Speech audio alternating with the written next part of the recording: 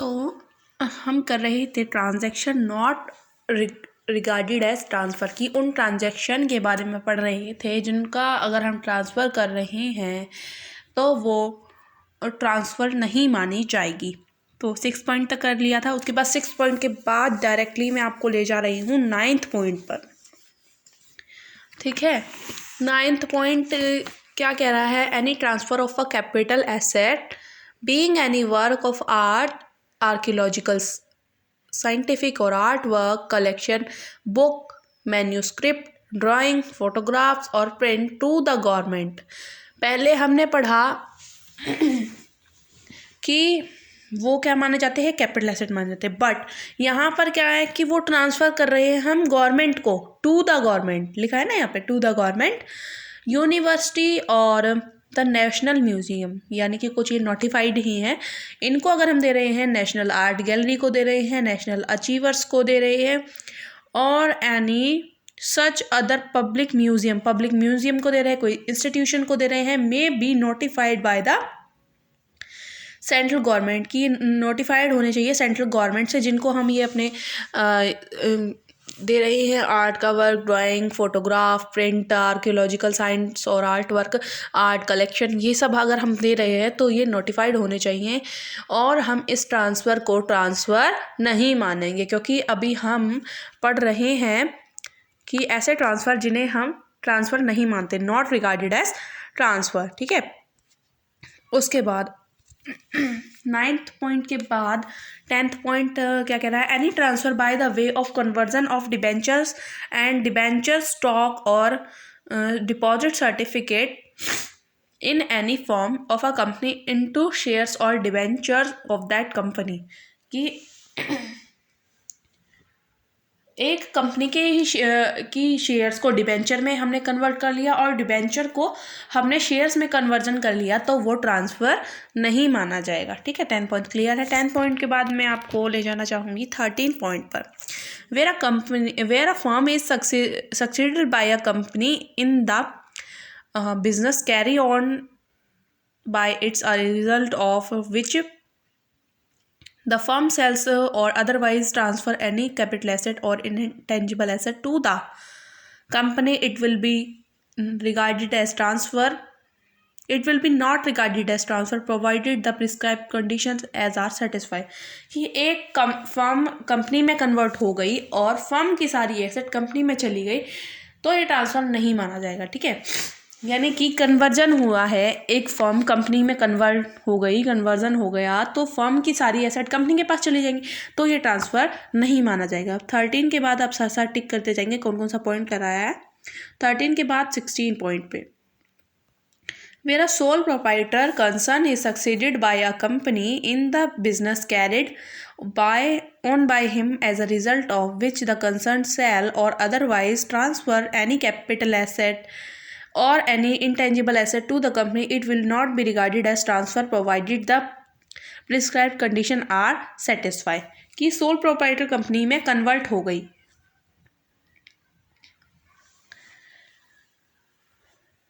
एक sole proprietor है जो कि कंपनी में कन्वर्ट हो गई, तो सारी एसेट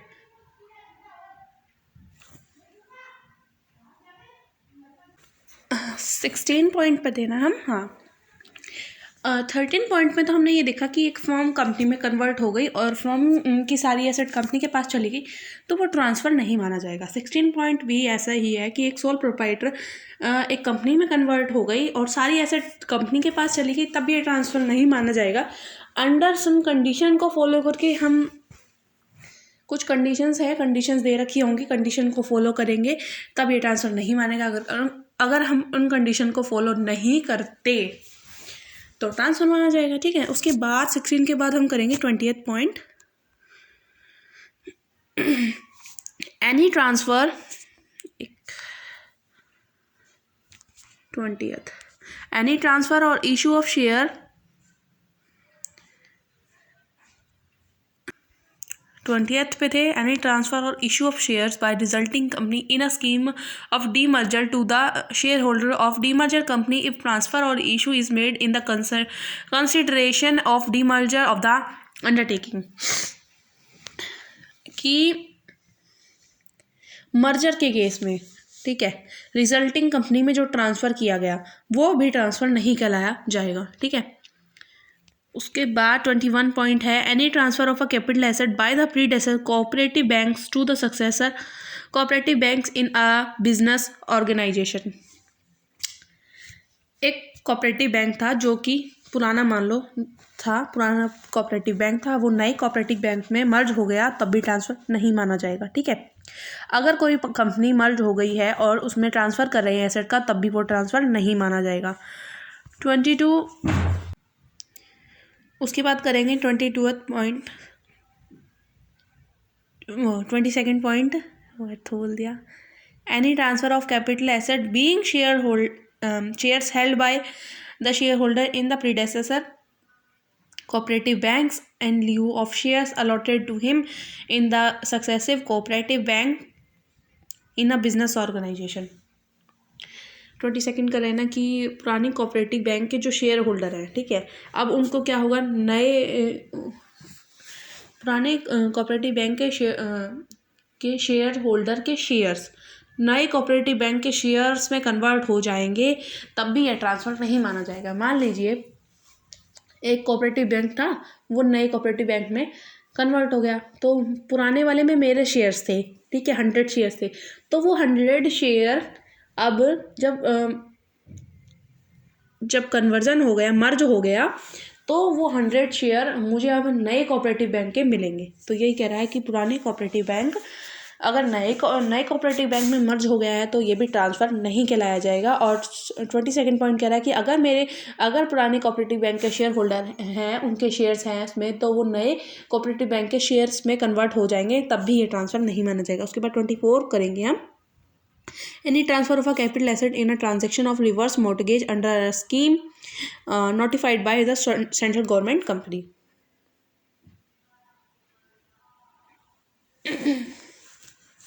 देखिए, इसके बारे में आपको मैं बताना चाहूँगी कि कोई भी एक रिवर्स मॉर्टगेज स्कीम होती है जो कि सीनियर सिटीज़न आपको पता होगा 60 ईयर्स के जो लोग हो जाते हैं, उनके फ्यूचर प्लान के लिए एक स्कीम बनाई गई है, reserve bank of mortgage scheme. तो इस स्कीम के अंडर अगर कैपिटल एसेट का ट्रांसफ़र हुआ है तो ये स्कीम सेंट्रल गवर्नमेंट ने चलाई है, ठीक है। तो रिवर्स मॉर्टगेज वाली हैं ये जो, तो अभी ये ट्रांसफ़र नहीं माना जाएगा, ठीक है। अगर इस स्कीम के अंडर हमने कोई कैपिटल एसेट का ट्रांसफ़र किया है तो भी वो ट्रांसफ़र नहीं माना जाएगा, ठीक है। उसके बाद 25 है, वेयर अ प्राइवेट कंपनी और unlisted public company is converted into a limited liability partnership and as a result of which the company transfer its capital asset or intangible assets to the partnership or shareholder transfer shares held in such company, it will not be regarded as transfer provided the prescribed condition are satisfied। तो 25 अगर बता रहा है कि अगर एक private या unlisted convert हो जाती है लिमिटेड लायबिलिटी, अगर एक प्राइवेट कंपनी कन्वर्ट हो गई है पब्लिक कंपनी में और एक unlisted public company limited liability partnership में कन्वर्ट हो गई है, तब भी ये ट्रांसफ़र नहीं माना जाएगा, ठीक है। इसके बाद सीधा 31 पर चलेंगे, any transfer by the conversion of preference share of company into equity shares of that company, की अगर एक ही कंपनी के अगर हम प्रेफरेंस शेयर्स को इक्विटी में कन्वर्ट कर रहे हैं तब भी वो ट्रांसफ़र नहीं माना जाएगा। तो एक बार बता देती हूँ सारे कौन कौन से पॉइंट्स हमने डिस्कस करे थे जो हमें ट्रांसफ़र नहीं मानना है। कई बार इसका एक क्वेश्चन आ जाता है पूरा, फर्स्ट किया था, सेकंड किया था, निशान लगाते जाते हैं, फर्स्ट सेकंड दोनों हो गए, ठीक है। उसके बाद हमने किया थर्ड किया, उसके बाद फोर्थ भी किया था, दोनों को मर्ज करके बताया था मैंने आपको ये।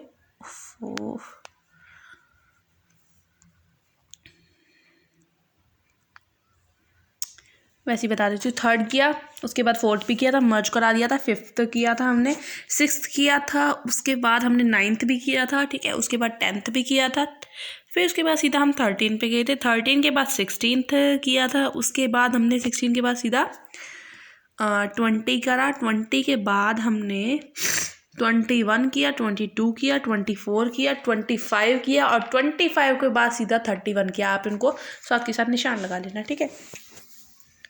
कितनी मिनट तो फिर उसके बाद हम बात करने वाले हैं कंप्यूटेशन ऑफ कैपिटल गेन।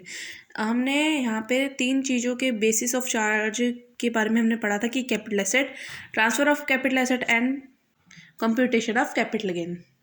हमने दोनों पॉइंट कर लिए हैं। पहले तो हमने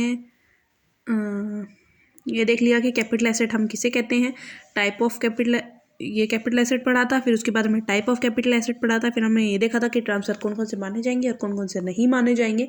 फिर उसके बाद हम कर रहे हैं कंप्यूटेशन ऑफ कैपिटल गेन की कैपिटल गेन हमें निकालना कैसे कैलकुलेट करना, कैसे पता चलेगा हमें गेन हुआ या नहीं हुआ। तो ए पार्ट में हमें दे रखा है computation of short term capital gain. तो पहले हम शॉर्ट टर्म कैपिटल गेन के बारे में देखते हैं कि कैसे कंप्यूट करना है। तो इसमें हमें 3 पॉइंट दे रखे हैं, स्टेप्स दे रखे हैं। फर्स्ट है the cost of acquisition of capital asset, कि कॉस्ट ऑफ एक्विजिशन यानी कि कितने की हमने खरीदी थी। Cost of any improvement thereto, कि अगर उसमें कोई बड़ा खर्चा किया है उसको देखेंगे। पहले तो हमें देखेंगे कितने की कॉस्ट है, कितने की खरीदी थी हमने। फिर उसके बाद अगर हमने कोई इम्प्रूवमेंट किया है तो वो। और थर्ड है expenditure incurred Holi and exclusively in connection of search transfer, की अगर ट्रांसफ़र करने से रिलेटेड कोई सेलिंग एक्सपेंसेस का हमने करे हैं। सेलिंग एक्सपेंस मतलब कि जैसे कि बिकवाने के लिए ब्रोकर्स को हमने दलाली दी, ठीक है, ब्रोकरेज दी, तो उस टाइप के एक्सपेंसेस। तो फर्स्ट में हमें देखना है, फर्स्ट स्टेप हमारा होगा एसेट को चेक करना, ठीक है, कि एसेट हमने कितने की खरीदी। जैसे मान लीजिए मैंने एक घर खरीदा था 10 लाख का 14-15 में, ठीक है, 14-15 में 10 लाख का खरीदा था। फिर मैंने उस पर 17-18 पर मैंने उस पर एक मकान बना दिया, इम्प्रूवमेंट कर दिया। पहले तो एक ही फ्लोर था, अब मैंने दूसरा फ्लोर भी बना दिया, ठीक है, ऊपर। तो वो इसमें सेकंड स्टेप में वो आ जाएगा any cost of improvement. And third, उसको बेचने के लिए मैंने 1 लाख रुपये ब्रोकरेज दी, तो वो इसमें आ जाएगा। और फिर हम इसको कैलकुलेट करेंगे। कैलकुलेट करने का क्या फॉर्मूला है, capital gain full value of consideration, यानी कि हमने सेल करा, सेल करने पर हमें कितना पैसा मिला। मतलब मान लीजिए मुझे 20 लाख रुपए मिला, 20 लाख रख लूँगी, माइनस कॉस्ट ऑफ एक्विजिशन मैंने खरीदा था 10 लाख रुपए में, ठीक है। कॉस्ट ऑफ इम्प्रूवमेंट मैंने 1 लाख का कर दिया और सेलिंग एक्सपेंसेस मेरे थे 1 लाख के। 10 लाख, 11 लाख, 12 लाख और मेरे को मिले थे 20 लाख। 20 लाख में से 12 लाख गए, 8 लाख रुपये मेरा क्या हो गया, कैपिटल गेन हो गया, ठीक है। अब यहाँ पे सेट ऑफ के बारे में बोल रखा है, however the amount as paid as security transaction shall not be allowed as deduction, की आपको बता रखा है मैंने कि सिक्योरिटी के ट्रांसफ़र पर एक टैक्स लगता है, ठीक है। तो उसे सिक्योरिटी ट्रांसफ़र टैक्स कहते हैं। तो इसकी डिडक्शन हमें नहीं मिलती एक्सपेंसेस के तौर पर, ठीक है। एक्सपेंसेस तो होता है पर इसकी हमें डिडक्शन नहीं मिलती है। सेट ऑफ कह रहा है शॉर्ट टर्म कैपिटल गेन को आपको याद होगा अगर आपने मेरी वीडियो देखी होगी। अगर नहीं देखी है तो सेट ऑफ वाले चैप्टर की वीडियो देख लीजिए कि अगर शॉर्ट टर्म कैपिटल लॉस होता है, ठीक है, तो हम पहले उसको अपने ही कैटेगरी से देखते, नहीं हो रहा होता फिर हम लॉन्ग टर्म के पास जाते हैं, ठीक है, लॉन्ग टर्म के पास, और फिर हम दूसरों के पास जाते हैं। देख सकते हैं if there is a short term capital loss on the transfer of a capital of short term capital asset such as loss can be set off against any short term capital gain और long term capital gain की set off अगर हमें करना है, हमें short term capital loss हो गया है तो पहले हम देखेंगे कि शॉर्ट टर्म कैपिटल कोई हमारा गेन है तो हम उसे एडजस्ट कर लेंगे, अगर नहीं है तो हम लॉन्ग टर्म कैपिटल गेन में से इसको एडजस्ट कर लेंगे, ठीक है। फिर उसके बाद पारी आती है computation of long term capital gain की, कैसे करना है, सेम है, बस इसमें हमें क्या करना है, इंडेक्स करना है हमें। पहले ये देखेंगे index cost of acquisition of the asset की कितने में खरीदी थी, कोई इम्प्रूवमेंट तो नहीं किया सेकंड पॉइंट में, और थर्ड पॉइंट में कि कोई भी सेल करने से रिलेटेड कोई सेलिंग एक्सपेंसेस किया, बट हमें कॉस्ट ऑफ एक्विजिशन और कॉस्ट ऑफ इम्प्रूवमेंट को ही इंडेक्स करना है, सेलिंग एक्सपेंसेस को हमें इंडेक्स नहीं करना। इंडेक्स करने का मतलब आगे बताऊंगी। इसके कुछ एक्सेप्शन है, एक्सेप्शंस यानी बॉन्ड्स डिबेंचर को इंडेक्स नहीं करना हमें। पहले बॉन्ड्स डिबेंचर शेयर्स के बारे में हमें ये बताया था कि अगर 12 मंथ से ज़्यादा है तो वो हमारी लॉन्ग टर्म कैपिटल एसेट होती है, ठीक है, हमारे पास 12 मंथ या 12 मंथ से ज़्यादा है तो लॉन्ग टर्म कैपिटल एसेट होगी। और एक इसके बारे में क्या है, बॉन्ड्स डिबेंचर को इंडेक्स नहीं करना। अगर सेंट्रल गवर्नमेंट ने बॉन्ड्स को इशू किया है तो उन्हें इंडेक्स करना है, अगर सेंट्रल गवर्नमेंट ने इशू किया है तो इंडेक्स करना है, अगर वैसे है, अगर सेंट्रल गवर्नमेंट ने नहीं किया, किसी और ने किया है तो हम कर सकते हैं, किसी और कंपनी ने किया है तो हमें इंडेक्स नहीं करना। अगर सेंट्रल गवर्नमेंट ने किया है तो इंडेक्स करना है, ठीक है। और यहाँ पर एक सोवर्जनी गोल्ड बॉन्ड्स का नाम दे रखा है, उनको भी हमें इंडेक्स करना है। फर्स्ट में दे रखा है बॉन्ड्स बीइंग बॉन्ड्स और debentures, however the benefit of the indexation will be available on, ये आप पढ़ लेना, फर्स्ट और सेकंड पॉइंट में ये बता रखा है जो मैंने बताया आपको। फिर उसके बाद है एक्सप्लेनेशन, कैसे हमें करना है। कॉस्ट ऑफ एक्विजिशन मल्टीप्लाई करना है cost of inflation index for the year in which the asset sold, कि जिस उस टाइम का इंडेक्स लिखना है हमें जब हम एसेट को सोल्ड कर रहे हैं, ठीक है। बाय में cost inflation index for the first year in which the asset was held. देखिए यहाँ पे तो हम कॉस्ट ऑफ एक्विजिशन जितने की खरीदी मल्टीप्लाई में जिस साल का इंडेक्स, हम उस साल का इंडेक्स लिखना है यहाँ पर जहाँ जब हमने वो बेची, डिवाइडेड में हम क्या करेंगे, उस साल का इंडेक्स लिखेंगे जहाँ जब हमने वो खरीदी थी, ठीक है। यहाँ पे तो कॉस्ट ऑफ एक्विजिशन कितने की खरीदी थी, उस साल का इंडेक्स जब हमने खरीदी थी, नहीं जब हम बेच रहे हैं उस साल का इंडेक्स, बाय में cost of inflation index for the first year, और जब खरीदी थी उसका इंडेक्स नीचे, जब बेची थी उसका ऊपर, मल्टीप्लाई कर देंगे जितने की हमने खरीदी थी, ठीक है। तो आप इसको एक इसमें लिख सकते हैं, अमाउंट जितने का अमाउंट खरीदी थी मल्टीप्लाई में बेचने वाले ईयर का इंडेक्स, बाय में खरीदे गए साल का इंडेक्स लिखना है, ठीक है। अब यहाँ पर दे रखा है कॉस्ट, ये हम क्या निकाल रहे हैं, कॉस्ट ऑफ एक्विजिशन निकाल रहे हैं। कॉस्ट ऑफ एक्विजिशन निकालने का फॉर्मूला है, बाय में हमें क्या रखा है, cost inflation index for the year first year in which the asset was held, और cost inflation index on 1/4/2001 whichever is later. देखो आप यहाँ पे आपको ये इंडेक्स टेबल दे रखी है, आपको क्वेश्चन में दी गई होगी, अगर आपसे पूछ रखा है तो आपको ये पहले से इन्फॉर्मेशन गिवन होगी। तो ये कहाँ से शुरू हो रही है, इंडेक्स टेबल हमारी 2001 और 2 से शुरू हो रही है, ठीक है। तो आपको क्या करना है, अगर जिस साल खरीदी थी उसका इंडेक्स, अगर वो मैंने मान लीजिए 1990 में खरीदी थी, ठीक है, 1990 में खरीदी थी, तो मेरे को तो इंडेक्स नहीं दे रखी, इंडेक्स की वैल्यू तो दे ही नहीं रखी, तो मेरे को क्या करना है, 1/4/2001 का हमें इंडेक्स लिखना है यहाँ पे, ठीक है, जैसे कि 100। इसको मैं आपको एक क्वेश्चन सॉल्व करके दिखाऊंगी, तब आपको अच्छे से क्लियर होगा। ऐसे PDF बना कर तो वीडियो में नहीं क्लियर हो पा रहा, तो इसलिए मैं इसके लिए नेक्स्ट वीडियो बनाऊंगी। तो अगर वीडियो पसंद आई हो तो please like, share, comment, subscribe ज़रूर कीजिएगा। और कमेंट से मुझे बहुत ज़्यादा मोटिवेशन मिलता है, मुझे पता चलता है कि आप पढ़ रहे हैं और आपको समझ आ रहा है, तो कृपया करके कमेंट ज़रूर कीजिएगा। Thank you so much.